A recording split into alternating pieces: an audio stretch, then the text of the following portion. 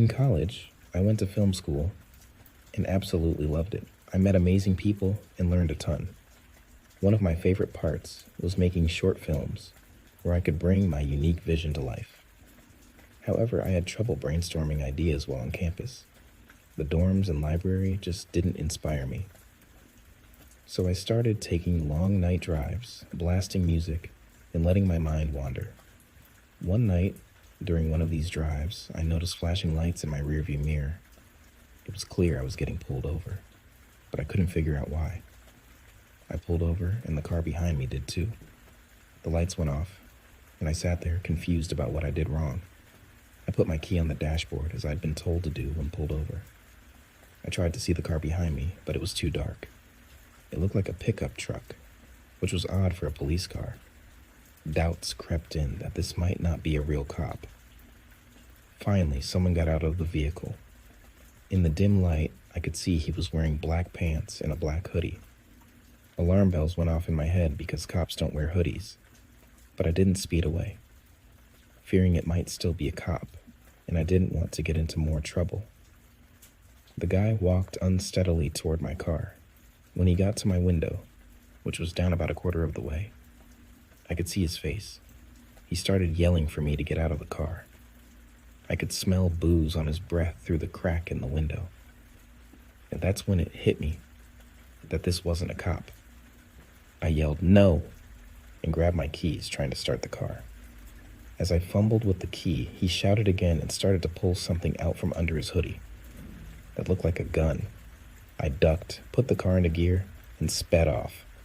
He jumped back into his truck and started tailgating me, without the flashing lights.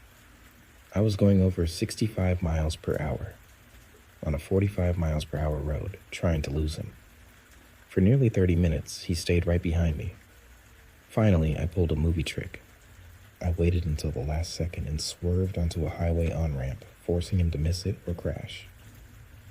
After a couple of minutes, I didn't see him anymore. Instead of taking the next exit, I made an illegal U-turn on the highway and headed back. I eventually found a 24-hour gas station, went inside, and told the clerk what happened.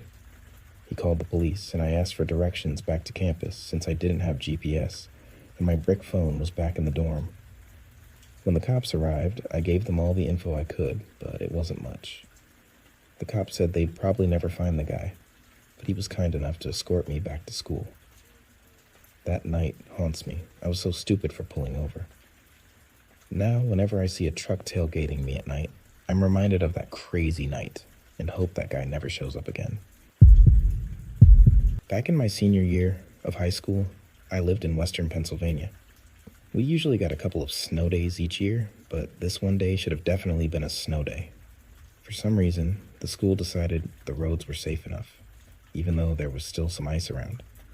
Annoyed, we all went to school anyway. After school, I went to my buddy Jake's house.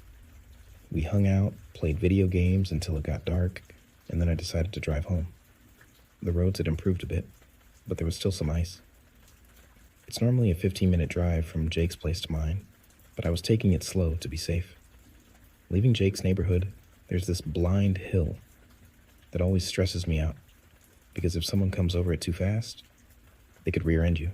It's usually not busy, but this time, a car came over the hill right as I pulled out. They had to slam on their brakes because I pulled out in front of them. In my defense, they were speeding, but I still felt bad. They honked like crazy, and I gave an apology wave and kept driving, with them right behind me. 10 minutes later, they were still tailgating me, with their brights on, making it hard for me to see. I started to get really nervous because they were obviously mad, and I realized they were following me. Not wanting to lead them to my house, I began taking random turns to lose them, but they stayed on my tail. Eventually, I sped up to try and get some distance so I could make a turn they wouldn't notice. That was a huge mistake. Looking back, I should have driven to the police station, but for some reason I thought this was a good idea. I was going well over the speed limit and found a turn. As I started to brake to take it, I hit a patch of black ice, and my car slid off the road into a ditch. Crap. I didn't want to floor it because I was afraid my car might tip over, so I just sat there in shock. Then I saw in my rearview mirror that the car had parked behind me and the driver and passenger doors were open. Before I knew it, my car door was yanked open. A guy unbuckled my seatbelt and pulled me out. I regretted not locking my door, as the guy and his friends started beating me up. I curled up in a ball, screaming for them to stop, but they just kept cussing and kicking me until they were satisfied and drove off. Shaken, I got back in my car and called my mom. She told me to call the police and that she was on her way. The cops arrived, but I didn't have much to tell them, just that two guys in a sedan followed me from the neighborhood and beat me up. It was too dark to see the car or their faces clearly, so the police couldn't do much.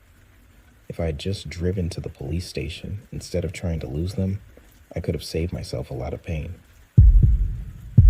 Years ago in college, I occasionally pulled all-nighters for homework, particularly during intense projects. One such night, I had a challenging assignment for a class, but fortunately I was partnered with my best friend. We decided to work on it at his place, a short drive from campus, while I lived about 5 minutes away with my roommates. We toiled late into the night and finally wrapped up around 2 a.m. As I left my friend's house and started my drive home, the streets were deserted. But after a minute, I noticed headlights behind me. The car seemed to be following me closely, which was unusual. I took several turns, yet the car stayed right on my tail. Near my house, I became convinced I was being followed. Feeling uneasy, I pulled over to the side of the road, in front of my house, as we didn't have a driveway. To my alarm, the car behind me pulled over too. I knew it wasn't one of my roommates. I debated whether to get out and head inside, but chose to stay put and observe. Seconds later, the driver's door of the other car opened. A man I didn't recognize stepped out and started walking briskly towards me. A bad feeling washed over me. Just as he reached my door, I floored the gas pedal. I sped off, glancing in the mirror to see him sprinting back to his car.